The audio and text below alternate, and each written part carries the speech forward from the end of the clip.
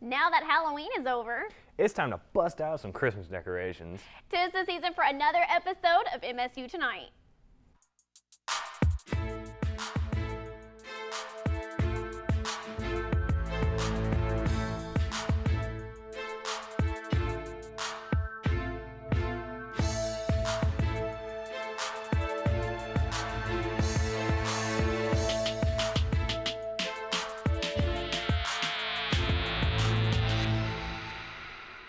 We welcome you back tonight. I'm Emily Hancock. And I'm Tyler Barker. Coming up on the show, we'll have a special guest to talk about an upcoming play you don't want to miss. And I will be joined again by Miss Darlene Jackson to discuss this week's big event in country music. But first, it's time for some hot topics.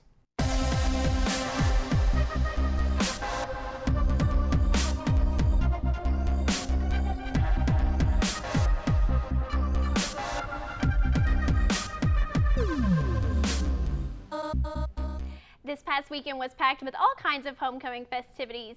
The parade, class reunions, the football game, but the highlight was having Coach Frank Beamer back on campus. Beamer and his 1986 OVC championship team was honored over the weekend in front of the large homecoming crowd. Frank Beamer had a Hall of Fame career for 29 seasons at Virginia Tech after he left MSU. It's that time of the semester again. Class registration is right around the corner, and MSU Tonight is helping you prepare. If you're registering for winter classes, the starting date for registration was yesterday, October 31st. If you're looking to register for spring 2017 classes and you're a senior, the date you're looking for is November the 4th. If you're a junior, it's November the 9th. Sophomores are scheduled on November the 10th. And finally, if you're a freshman, the date you can start is November 11th. Before you go register for your classes, make sure you have an idea of the classes you're going to take and go talk to your academic advisor. We still have lots more to come, so don't go away. Emily and Darlene will talk about tomorrow night's big event, the Country Music Awards. And Tyler will be joined by some special guests to discuss the upcoming play. Stay tuned. Hello, and welcome back to MSU Tonight. I welcome in the studio today Shelby Fry and Brooke McCord about a new show called Too Much Light. Thanks for coming. So, what can you tell me about this show?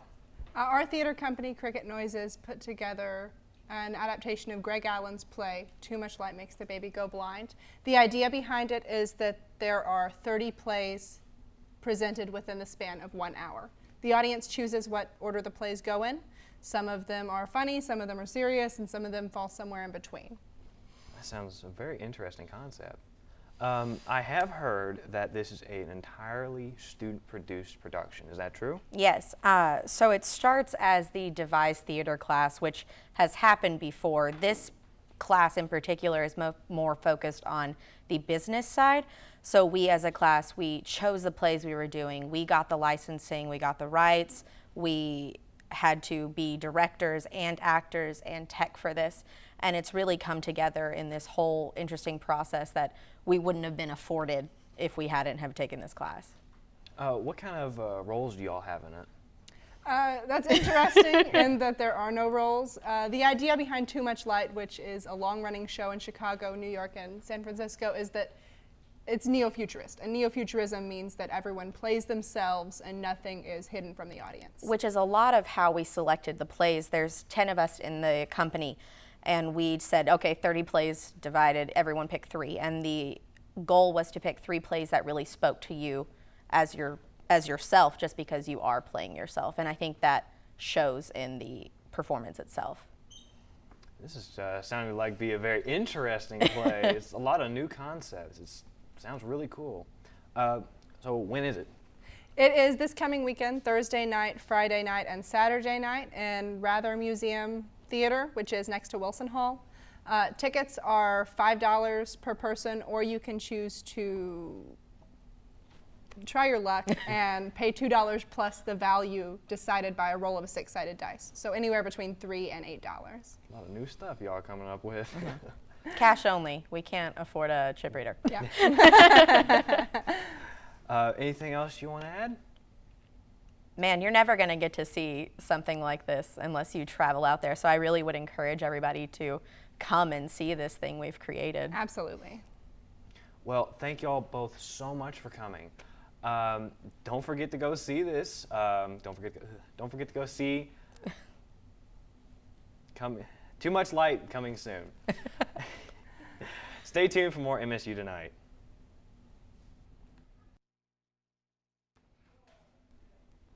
We welcome you back. I am joined in here in the studio with Miss Darlene Jackson. And Darlene, thanks for joining us. It's always a pleasure to have you on the show. Thank you for having me. And we have a big week, actually, and tomorrow night is the big night. So why don't you tell us a little bit about what's going to go on?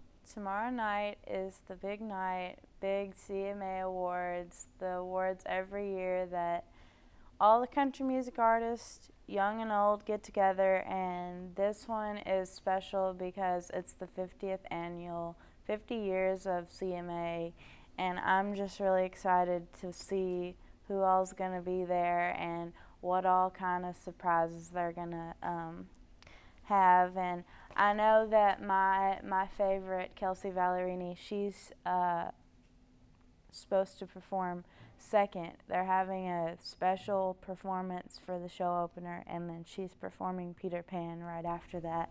And so I can't imagine how she's going to feel performing after all those legends. Right. So, and that's like a top performer act. Like, that's coming up first. And, you know, you said 50 years. I mean, this is big for everybody. And they came out with that Forever Country, where they brought back all of the artists. And I love that.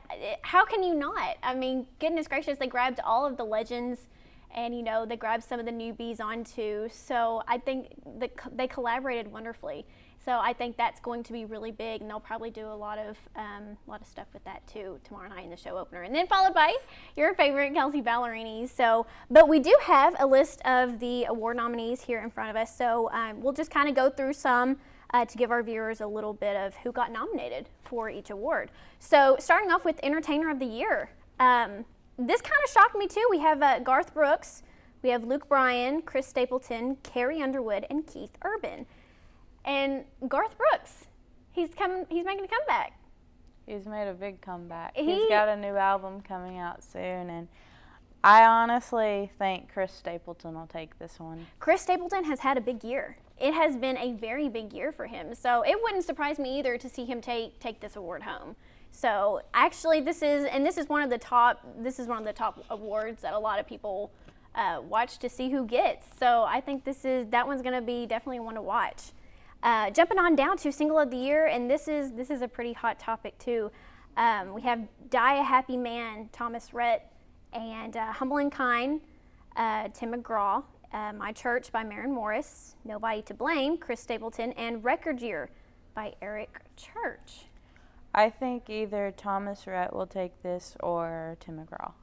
I think those would be my picks too. Die a Happy Man has, goodness gracious, it has been top notch this year. It's everywhere, and I think a lot of people really like it. And Humble and Kind, that's one of my favorite songs. That has really, really taken off. If you really listen to the lyrics of that song and just listen to what it means, it speaks to you. I know first time I heard it, I was like, oh my gosh, this is a Tim McGraw song. I love it. It really does, and it speaks to everybody. And I know he put on his Instagram pages of, you know, somebody who would quote the lyrics or somebody that's doing something good in the community. And I know my high school back home, this past year's graduating class, that was their song, and wow, somebody took a picture awesome.